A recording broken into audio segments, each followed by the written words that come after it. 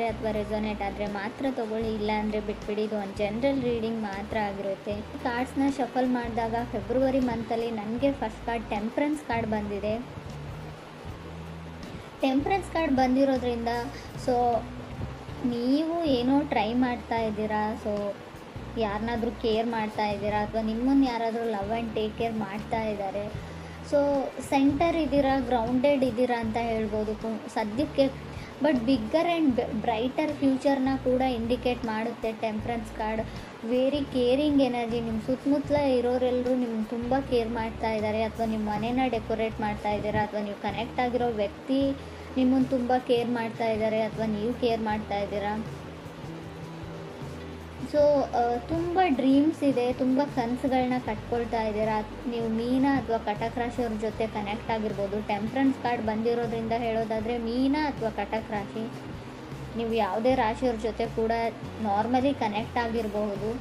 Second card ನನಗೆ ಏಸ್ of cups ಬಂದಿದೆ. ಏಸ್ of cups ಬಂದಿರೋದ್ರಿಂದ ಡೂ ಓವರ್ ಅಗೇನ್ ಅಂತ ಹೇಳುತ್ತೆ. ಮಾಡಿರೋ ಕೆಲಸನೇ ಮತ್ತೆ ಮಾಡಬೇಕಾಗುತ್ತೆ, ಅದು ಯಾವುದೇ ವಿಷಯದಲ್ಲಿ ಆಗಿರ್ಬೋದು. ಸೊ ಫೀಲ್ ಗುಡ್ ಎನರ್ಜಿ ಇದೆ ಅಂತ ಹೇಳ್ಬೋದು. ಒಂದು ಸಮೃದ್ಧತೆ ಅಂತ ಕರಿತೀವಿ ನಾವು, ಏನೋ ಒಂದು ನೆಮ್ಮದಿ, ಫೀಲ್ ಗುಡ್ ಎನರ್ಜಿ ನಿಮ್ಮ ಮುಖದಲ್ಲಿದೆಯೋ ಅಥವಾ ನಿಮ್ಮ ಪಾರ್ಟ್ನರ್ ಮುಖದಲ್ಲಿದೆಯೋ. ತುಂಬ ಹೊಸ ವ್ಯಕ್ತಿಗಳ ಪರಿಚಯ ಆಗಿದೆ ಇತ್ತೀಚೆಗೆ, ಹೊಸ ಜಾಗದಲ್ಲಿ ಇರಬಹುದು ನೀವು. ಏಸ್ ಆಫ್ ಕಪ್ಸ್ ಇರೋದ್ರಿಂದ ಏಸಸ್ ಯಾವಾಗಲೂ ನ್ಯೂ ಸ್ಟಾರ್ಟ್ನ ರೀಪ್ರೆಸೆಂಟ್ ಮಾಡುತ್ತೆ.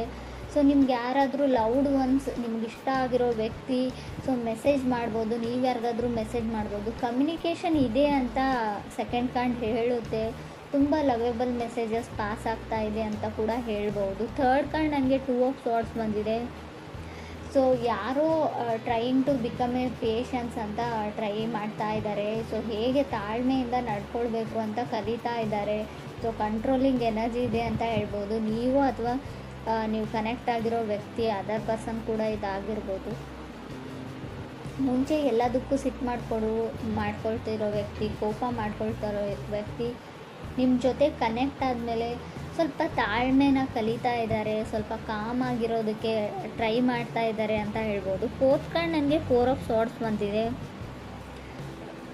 ಯಾರಿಗೂ ಭಯ ಇದೆ, ಫಿಯರ್ ಇದೆ, ಸ್ವಲ್ಪ ಭಯ ಆಗುತ್ತೆ. ಓವರ್ ಥಿಂಕಿಂಗು, ಪದೇ ಪದೇ ನಡೆದೋಗಿರೋ ಘಟನೆ ಬಗ್ಗೆ ತುಂಬ ಅತಿಯಾಗಿ ಯೋಚನೆ ಮಾಡ್ತಾರೆ ಅಂತ ಹೇಳ್ಬೋದು. ಈ ಥರ ಕ್ಯಾರೆಕ್ಟರ್ ನಿಮ್ದಿದೆಯೋ ಅಥವಾ ಅದರ್ ಪರ್ಸನ್ಸ್ ಇದೆಯೋ. ಬಟ್ ಏಟ್ ಆಫ್ ಸಾರ್ಡ್ಸ್ ಕೆಲವೊಮ್ಮೆ ಚೇಂಜ್ ಆಗಿರೋ ವ್ಯಕ್ತಿನ ರೀಪ್ರೆಸೆಂಟ್ ಮಾಡುತ್ತೆ. ಇತ್ತೀಚೆಗೆ ನೀವು ತುಂಬ ಚೇಂಜ್ ಆಗಿದ್ದೀರೋ ಅಥವಾ ನೀವು ಕನೆಕ್ಟ್ ಆಗಿರೋ ವ್ಯಕ್ತಿ ಚೇಂಜ್ ಆಗಿದ್ದಾರೋ ಅಥವಾ ಕನೆಕ್ಟ್ ಆಗಬೇಕು ಅಂದ್ಕೊಂಡಿರೋ ವ್ಯಕ್ತಿ. ಸೊ ಯಾರೋ ಡೇಟ್ಗೆ ಹೋಗ್ತಾ ಇದ್ದೀರಾ, ನೀವು ನಿಮ್ಮ ಗರ್ಲ್ಫ್ರೆಂಡ್ನ ಡೇಟ್ಗೆ ಕರೀತಾ ಇದ್ದಾರೆ, ಅವರು ನಿಮ್ಮ ಜೊತೆ ಮೀಟ್ ಆಗ್ತಾ ಇದ್ದಾರೆ. ಸೊ ತುಂಬ ಫ್ರೆಂಡ್ಲಿ ಕ್ಯಾಜುವಲ್ ಕಾನ್ವರ್ಸೇಷನ್ ಇದೆ ಅಂತ ಹೇಳ್ಬೋದು. ಕಮ್ಯುನಿಕೇಷನ್ ಆದರೂ ಕೂಡ ತುಂಬ ಕ್ಯಾಜುವಲ್ ಫ್ರೆಂಡ್ ಥರ ಅವ್ರು ನಿಮ್ಮನ್ನು ಟ್ರೀಟ್ ಮಾಡ್ತಾರೆ, ನೀವು ಅವ್ರನ್ನ ಒಂದು ಗುಡ್ ಫ್ರೆಂಡ್ ಥರ ಟ್ರೀಟ್ ಮಾಡ್ತೀರಾ ಅಂತ ಹೇಳ್ಬೋದು. ಫಿಫ್ತ್ ಕಾರ್ಡ್ ನನಗೆ ಸಿಕ್ಸ್ ಆಫ್ ಕಪ್ಸ್ ಬಂದಿದೆ. ಸಿಕ್ಸ್ ಆಫ್ ಕಪ್ಸ್ ಕೆಲವೊಮ್ಮೆ ಸಿಕ್ಸ್ತ್ ಪ್ಲೇಸಲ್ಲಿ ಬಂದರೆ, ಅದು ಕೂಡ ಏಟ್ ಆಫ್ ಸೋರ್ಡ್ಸ್ ಆದಮೇಲೆ ಬಂದರೆ ಫ್ಲರ್ಟಿಂಗ್ ಎನರ್ಜಿ ಅಂತ ಹೇಳ್ತೀವಿ. ನೀವು ಯಾರ ಜೊತೆನಾದರೂ ಫ್ಲರ್ಟ್ ಮಾಡ್ತಾ ಇದ್ದೀರೋ ಅಥವಾ ನಿಮ್ಮ ಜೊತೆ ಯಾರಾದರೂ ಫ್ಲರ್ಟ್ ಮಾಡ್ತಾ ಇರ್ಬೋದು. ಕೇರ್ಫುಲ್ಲಾಗಿರಿ. ಸೊ ಅವ್ರಿಗನ್ಸುತ್ತೆ ನಾನು ಫ್ರೆಂಡ್ ಮಾಡ್ಕೊಳ್ತಾ ಇದ್ದೀನಿ, ಕ್ಯಾಶುವಲ್ ಫ್ರೆಂಡ್ಸ್ನ ಮಾಡ್ಕೊಳ್ತಾ ಇದ್ದೀನಿ ಅಂತ ಅವ್ರು ಥಿಂಕ್ ಮಾಡ್ತಾ ಇರ್ಬೋದು. ಬಟ್ ಬೇರೆಯವರು ಅಥವಾ ನೀವಾಗಲಿ ಯಾರಾದರೂ ಇಬ್ಬರಲ್ಲೊಬ್ಬರು ಸೀರಿಯಸ್ ಆಗಿದ್ದೀರಾ ಅಂತ ಕೂಡ ಹೇಳುತ್ತೆ ಎನರ್ಜೀಸು. ಸ್ವಲ್ಪ ಕೇರ್ಫುಲ್ಲಾಗಿರೋದು ಒಳ್ಳೆಯದು. ಸೆವೆಂತ್ ಕಾರ್ಡ್ ನನಗೆ ಫೋರ್ ಆಫ್ ಪೆಂಟಿಕಲ್ಸ್ ಬಂದಿದೆ. ಹೋಲ್ಡಿಂಗ್ ಬ್ಯಾಕ್, ಯಾರೋ ಯಾರಿಂದನೂ ದೂರ ಸರಿತಿದ್ದಾರೆ ಅಂತ ಅಂದ್ಕೊಳ್ಬೋದು. ಡಿಸಿಷನ್ನ ತೊಗೊಳ್ಳೋದ್ರಲ್ಲಿ ಲೇಟ್ ಮಾಡ್ತಾ ಇದ್ದೀರಾ, ನೀವು ಅದರ್ ಪರ್ಸನ್ನು ಆ ವ್ಯಕ್ತಿಯಿಂದ ದೂರ ಆಗ್ತಾ ಇದ್ದೀರಾ, ಸ್ವಲ್ಪ ಕಾಂಟ್ಯಾಕ್ಟ್ನ ಮಿಸ್ ಮಾಡ್ಕೊಳ್ತಾ ಇದ್ದೀರಾ ಅಂತ ಹೇಳ್ಬೋದು.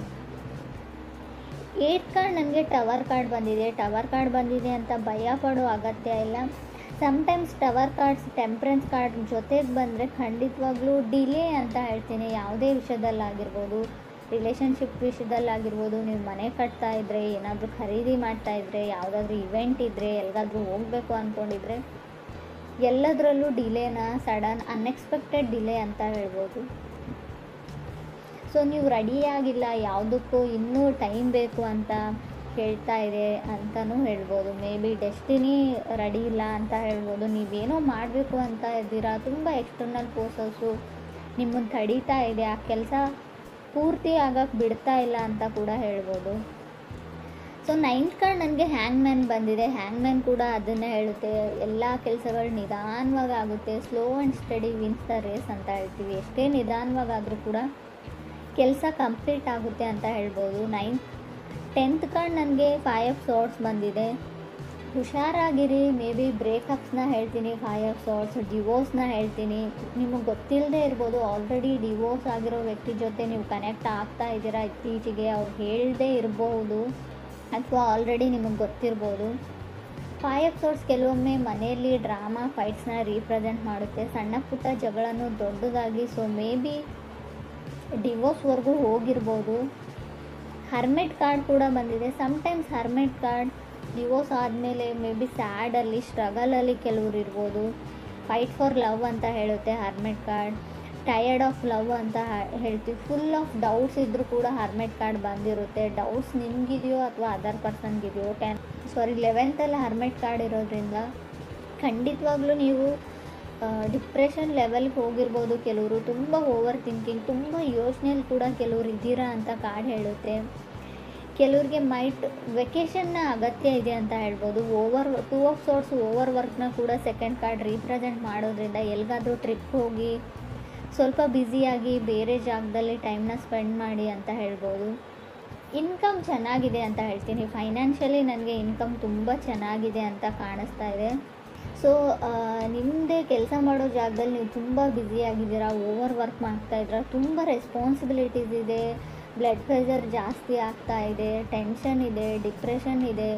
ಸೊ ಮೇ ಬಿ ಇದು ನೀವು ಕೆಲಸ ಮಾಡೋ ವಿಷಯಕ್ಕೆ ಸಂಬಂಧಪಟ್ಟಿರುತ್ತೆ ಅಂತ ಹೇಳ್ಬೋದು. ವೆಕೇಷನ್ನ ಅಗತ್ಯ ಇದೆ ನಿಮಗೆ, ಸ್ವಲ್ಪ ಟೈಮ್ ತೊಗೊಳ್ಳಿ, ಹೊರಗಡೆ ಎಲ್ಲಾದರೂ ಹೋಗಿ.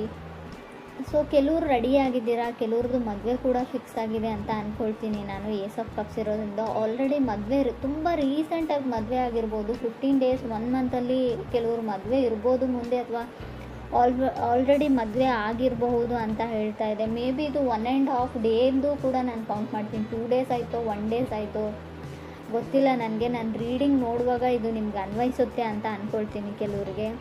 ಕೆಲವ್ರು ತುಂಬ ಖುಷಿಯಾಗಿದ್ದೀರಾ, ಕೆಲವರು ತುಂಬ ನರ್ವಸ್, ಫಿಯರ್ ಅಂತ ಆಗಲೇ ಹೇಳಿದೆ ನಾನು. ತುಂಬ ಭಯದಲ್ಲಿದ್ದೀರಾ. ಕೆಲವರು ಭಯ ನಿಮಗಿದೆಯೋ ಅಥವಾ ನಿಮ್ಮ ಪಾರ್ಟ್ನರ್ಗಿದೆಯೋ, ತುಂಬ ನರ್ವಸ್ನೆಸ್ ಇದೆ, ಭಯ ಇದೆ ಅಂತ ಕೂಡ ಕಾರ್ಡ್ಸ್ ಹೇಳ್ತಾ ಇದೆ. ಬಟ್ ಟವರ್ ಕಾರ್ಡ್ ಇರೋದ್ರಿಂದ ಹೆಲ್ತಿನ ವಿಚಾರದಲ್ಲೂ ಕೂಡ ನೀವು ತುಂಬ ಗಮನ ಕೊಡಬೇಕು. ಅನ್ಎಕ್ಸ್ಪೆಕ್ಟೆಡ್ಲಿ ಹೆಲ್ತ್ ಹಾಳಾಗುವಂಥ ಚಾನ್ಸಸ್ ಇದೆ. ಸೊ ಹಾಸ್ಪಿಟ್ಲಿಗೆ ಹೋದ್ಮೇಲೆ ನೀವೇನೋ ಮಾಡೋಕ್ಕೆ ಹೋಗಿ ಏನೋ ಆಗ್ಬೋದು, ಅದು ಸರ್ಜರಿನೋ ಅದು ಇದು ಅಂತ ಹೇಳಿರ್ತಾರೆ. ಬಟ್ ಸಮಥಿಂಗ್ ವೆಂಟ್ ರಾಂಗ್ ಅಂತ ಹೇಳುತ್ತೆ. ಆಲ್ರೆಡಿ ಕೆಲವರಿಗೆ ಅದು ಅನುಭವಕ್ಕೆ ಬಂದಿರ್ಬೋದು ಕುಂಭರಾಶಿಯವರಿಗೆ ಅಂತ ಅನಿಸುತ್ತೆ. ಏನೋ ಸ್ಕಿನ್ ಇನ್ಫೆಕ್ಷನ್ನು, ಕೈಯಲ್ಲೇನೋ ಇನ್ಫೆಕ್ಷನ್ನು, ಸ್ಕಿನ್ ಎಲ್ಲ ಫರ್ಜಿಂಗ್ ಆಗ್ತಾ ಇದೆ, ಸಿಪ್ಪೆ ಥರ ಬರ್ತಾ ಇದೆ, ಬೆಳಗಳಿಗೆ ಏನೋ ಆಗಿದೆ. ಸೊ ಏನೋ ಸಣ್ಣ ಪುಟ್ಟ ಇನ್ಫೆಕ್ಷನ್ಸ್ ಆಗುವಂಥ ಚಾನ್ಸಸ್ ಕೂಡ ಇದೆ. ನನಗೆ ಗೊತ್ತು ಇದು ಲವ್ ಲೈಫ್ ರೀಡಿಂಗ್, ಆದರೂ ಕೂಡ ಕಾರ್ಡಲ್ಲಿರೋದನ್ನು ನಾನು ಹೇಳ್ತಾ ಇದ್ದೀನಿ. ಮೇ ಬಿ ಕೆಲವ್ರಿಗೆ ಉಪಯೋಗಕ್ಕೆ ಬರುತ್ತೆ ಇದು ಕೂಡ ಅಂತ ಅನಿಸುತ್ತೆ.